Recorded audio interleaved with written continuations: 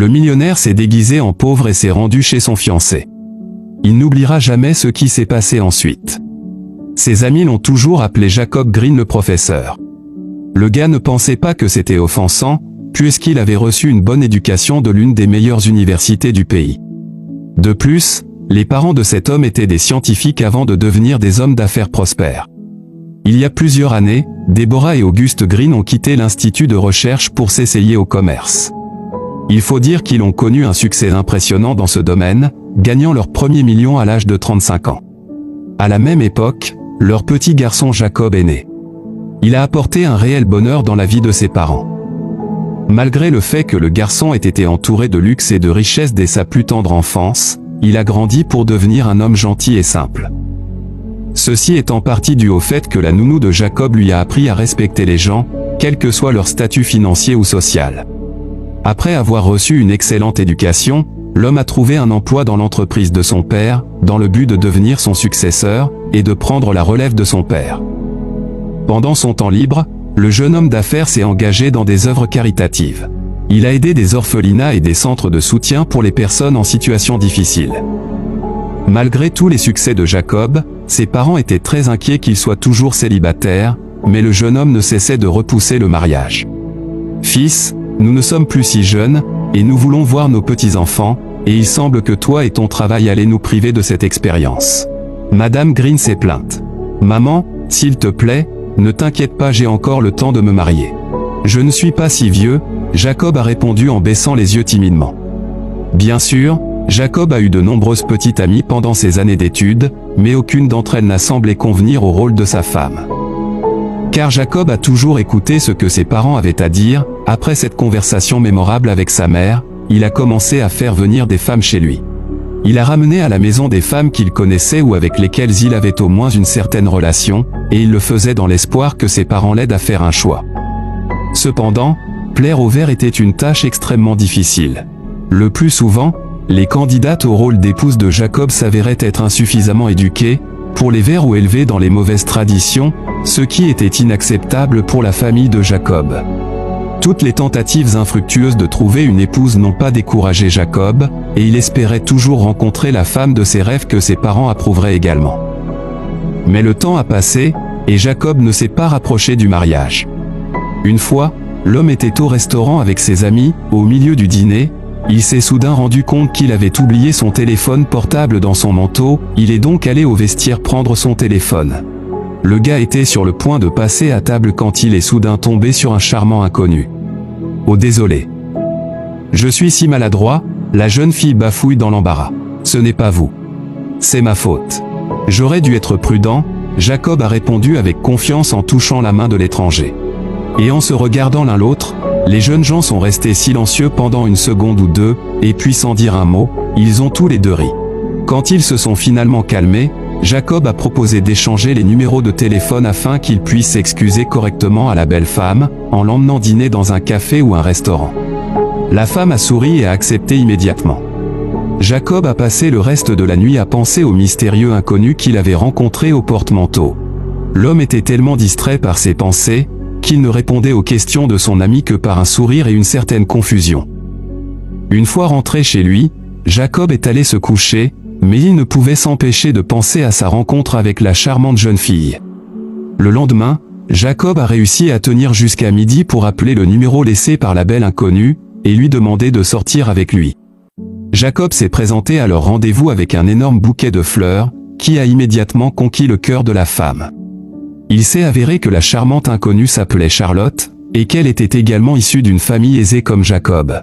Ils ont eu une conversation agréable au café, et la femme a partagé qu'elle avait étudié à Londres, et passé plusieurs années en Grande-Bretagne.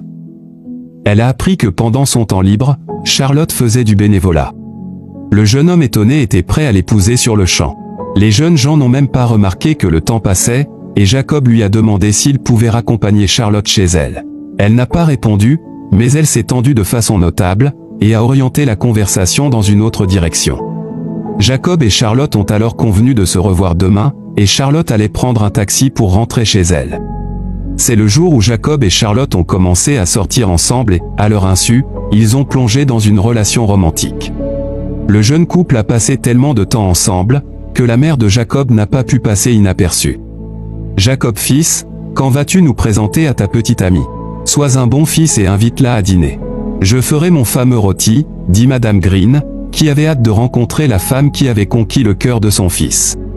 À la surprise de l'homme, Charlotte était heureuse d'accepter un dîner avec ses parents, montrant ainsi clairement qu'elle était très sérieuse dans leur relation. Inutile de dire que le dîner s'est bien déroulé et que tous les invités et hôtes ont été agréables et cordiaux. Monsieur et Madame Green ont été très impressionnés par la petite amie de leur fils. Elle n'était pas seulement jolie et intelligente, mais elle avait aussi une bonne éducation, ce qui était l'un des principaux critères pour le couple âgé lorsqu'ils choisissaient une épouse pour leur fils. Grâce à des blagues amusantes et à une conversation intéressante, la soirée s'est rapidement terminée, et lorsque Jacob est allé dire au revoir à Charlotte, Monsieur Green la félicitait. Un mois s'écoulait plein d'expériences romantiques et de passion. Pour rendre leur rencontre plus confortable, Jacob louait un appartement pour Charlotte, et elle s'y installait immédiatement. Ayant appris que Charlotte avait pris plusieurs orphelinats sous son aile, Jacob commençait immédiatement à faire des transferts impressionnants sur son compte bancaire. Le gars se sentait très désolé pour les enfants malheureux, et respectait profondément ce que sa bien-aimée faisait pour les aider. Mais un jour, quelque chose s'est produit qui l'a fait douter de la sincérité des intentions de Charlotte. Cela s'est passé alors que le couple faisait des courses ensemble. Jacob est resté derrière pour payer les courses, tandis que Charlotte est sortie l'attendre dehors. Là, un mendiant s'est approché de Charlotte, la main tendue, pour lui demander de l'argent. Regardant le mendiant avec dégoût, la femme l'a impoliment chassé. Jacob, qui a assisté par hasard à cette rencontre, désapprouve le comportement de sa petite amie. « Oh désolé chérie. Il m'a fait peur le pauvre. Il s'est approché si silencieusement, et je l'ai chassé, dit Charlotte en baissant les yeux d'un air désolé. Au début, Jacob n'a pas trop pensé à cet incident. Il a appelé le mendiant, et lui a donné le sac de provisions qu'il venait d'acheter au supermarché. Néanmoins, il ne pouvait pas se débarrasser du sentiment de malaise et du doute naissant qu'il avait après avoir été témoin du comportement étrange de sa petite amie. Tourmenté par ses doutes, Jacob a décidé d'appeler l'orphelinat dont Charlotte était censée s'occuper, et la fondation qu'elle avait créée. Mais, à la grande déception de Jacob, la direction de l'orphelinat n'a jamais entendu parler des boîtes de fruits frais, ou de jus de fruits que Charlotte avait prétendument achetés pour eux. Lorsque Jacob a interrogé directement sa petite amie sur la situation, elle n'a même pas bronché, et a simplement répondu qu'elle avait dû faire une erreur et envoyer les fruits, la nourriture et les vêtements à un autre orphelinat ou à un jardin d'enfants. L'explication de Charlotte semblait extrêmement suspecte, et Jacob a donc décidé d'aller au fond des choses, et il voulait le faire avant que les choses ne deviennent trop sérieuses avec Charlotte. Pour ce faire, Jacob s'est rendu dans une agence de détective privé dont il avait entendu parler par une de ses connaissances. À la surprise du jeune homme d'affaires, le détective privé s'est avéré être une jolie femme nommée Amy, qui l'a patiemment écouté et lui a dit « Eh bien, Monsieur Green, si vous voulez tout voir par vous-même, je suggère que nous organisions une petite représentation. Ne vous inquiétez pas, ce ne sera pas difficile, même si vous devrez vous maquiller. » Jacob ne fit que soupirer tristement en réponse, et se remit entre les mains de la maquilleuse et des costumières professionnelles, qui le transformèrent en mendiant en moins d'une heure. Puis, suivant les instructions d'Amy, le jeune homme d'affaires s'assit sur un banc près de l'appartement loué par Charlotte, et commençait à l'attendre patiemment. La détective était assise dans une voiture garée à proximité.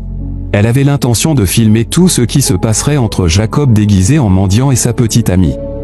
Lorsque Charlotte est finalement apparue devant le bâtiment, le mendiant s'est approché d'elle la main tendue, et a commencé à mendier de l'argent. « Sors d'ici, espèce de clochard dégoûtant.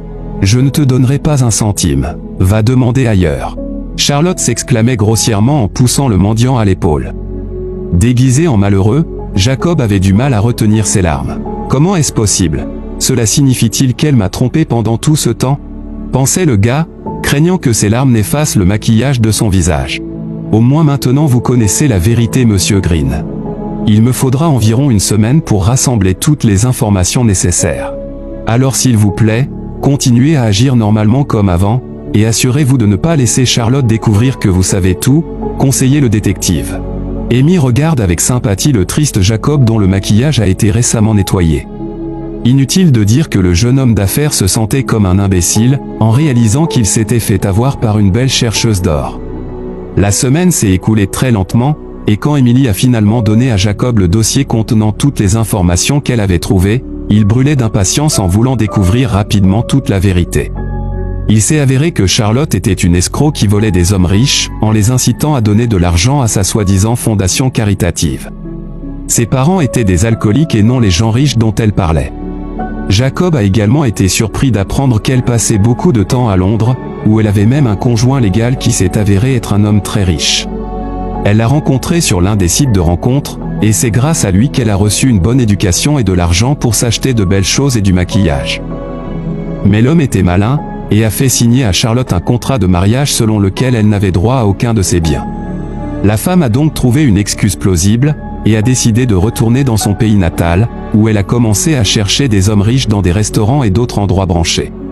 Après avoir entendu Amy, Jacob a pâli et a demandé à être maquillé pour ressembler à nouveau à un mendiant. « Peut-être ne devriez-vous pas le faire, monsieur Vert ?»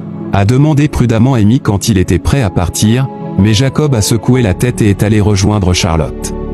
Lorsque la jeune fille a ouvert la porte et a vu le mendiant sur le pas de la porte, son premier réflexe a été d'appeler la police, mais lorsque Jacob a enlevé son maquillage et sa perruque, Charlotte a crié en réponse et a couvert ses yeux avec ses mains. Elle a tout compris sans mots, et n'a même pas essayé de s'excuser.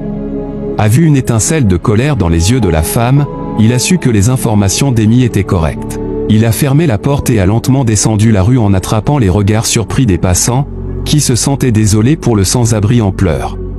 Avec le temps, Jacob s'est remis de Charlotte, et maintenant il pense à toute la situation avec un sourire. Cela est dû en partie à l'aide du détective Amy, qui est tombée amoureuse de lui dès leur rencontre. Et il faut noter que ses sentiments étaient réciproques. Jacob ne pouvait simplement pas le comprendre à l'époque, mais il sait maintenant combien l'honnêteté est importante dans une relation basée sur l'amour, le respect mutuel, et l'altruisme.